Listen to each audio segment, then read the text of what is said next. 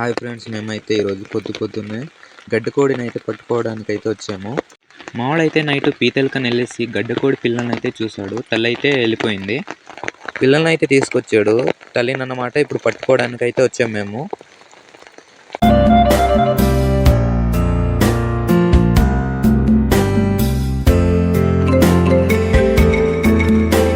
చాలా మంది ఆ గడ్డికోడిని అన్నమాట చూస్తున్నారు నాకు తెలిసి. మామూలు అయితే ఆ కోడిని పట్టుకోవడానికి వల అయితే వేస్తున్నారన్నమాట అక్కడ. మీకైతే ఇప్పుడు గడ్డకోడి పిల్లల్ని అయితే చూపిస్తాను. ఇదిగో చూడండి, పిల్లలు అన్నమాట ఇలా ఉంటాయి. చూడడానికి మన ఊర్లో పెంచే కోడి పిల్లల్లానే ఉంటాయి, కానీ వాటి కాళ్ళు అయితే పెద్దగా పొడవుగా ఉంటాయి.